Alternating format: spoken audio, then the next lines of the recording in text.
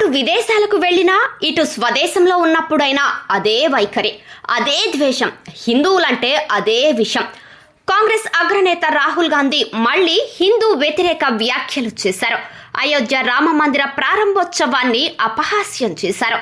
అదో dance programme అంటూ నోటికొచ్చినట్లు మాట్లాడారు.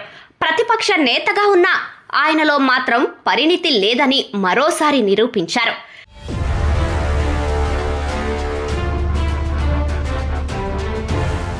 ఇప్పటికే అయోధ్య ప్రారంభోత్సవంపై రకరకాల ఆరోపణలు చేస్తూ ఇప్పటికే ఎదురు దెబ్బలు తిన్న రాహుల్ గాంధీ మరోసారి అలాంటి వ్యాఖ్యలు చేశారు. హర్యానాలోని హిసార్లో నిర్వహించిన ఎన్నికల ర్యాలీలో ప్రసంగించిన ఆయన రామ మందిర ప్రారంభోత్సవంపై అనుచిత వ్యాఖ్యలు చేశారు. ఆదివాసీ కాబట్టి రాష్ట్రపతి ద్రౌపది ముర్ముని ఆహ్వానించలేదని, కానీ అమితాబ్ బచ్చన్, అంబానీ, ఆదానీ వంటి సంపన్నులను ఆహ్వానించారని ఆరోపించారు.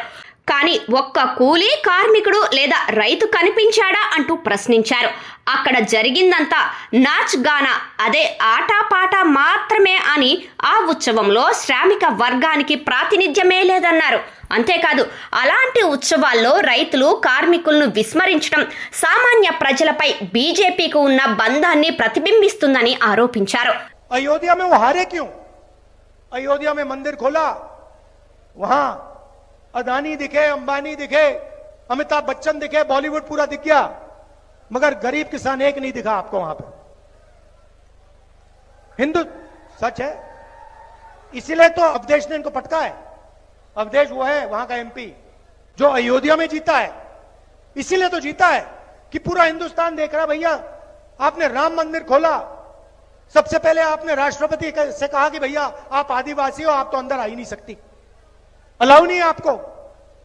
उसके बाद अमिताभ बच्चन को बुला लिया, अदानी को बुला लिया, अंबानी को बुला लिया, किसी एक मजदूर को नहीं आने दिया. आपने किसी बढ़ई को देखा, किसान को देखा, मजदूर को देखा? कोई नहीं. डांस गाना चल रहा है, प्रेस वाले हाय हाय हाय कर रहे हैं, नाच गाना चल रहा है, डांस चल रहा है. అయోధ్యలో రామ మందిరం విషయంలో రాహుల్ ఇలాంటి ఆరోపణలు చేయటం ఇదేం కొత్త కాదు. గతంలో కూడా వివాదాస్పద వ్యాఖ్యలు చేశారు. ప్రతిష్టాపన కార్యక్రమంలో దళితుడు లేడని ఒకసారి, అది పూర్తిగా బీజేపీ ఆర్ఎస్ఎస్ కార్యక్రమం అని మరోసారి, ఇలా రకరకాల వ్యాఖ్యలతో దాడులు చేస్తూ వచ్చారు. ఆయన మాటలకు ప్రతిసారి సమాధానం చెబుతూ వచ్చారు.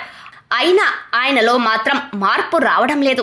ఎందుకంటే హిందువులన్నా, వారి మనోభావాలన్నా, సనాతన ధర్మం అన్నా ఆయనకు అత్యంత చులకన అని మరోసారి నిరూపితమైంది.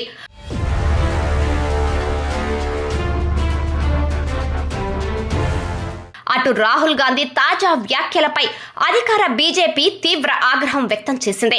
రాహుల్ పదే పదే హిందువుల్ని అవమానిస్తున్నారని, ఆయన కుటుంబం రాముడి ఉనికిని, రామ మందిరాన్ని తిరస్కరించిందని ఆరోపించింది. కేవలం ఓటు బ్యాంకు రాజకీయాలను నమ్ముకునే ఇలాంటి వ్యాఖ్యలు చేస్తున్నారని ఆగ్రహం వ్యక్తం చేసింది. గత యూపీఏ ప్రభుత్వం రాముణ్ణి ఊహాజనిత వ్యక్తిగా సుప్రీంకోర్టుకు సమర్పించిన అఫిడవిట్లో పేర్కొందని గుర్తు చేసింది.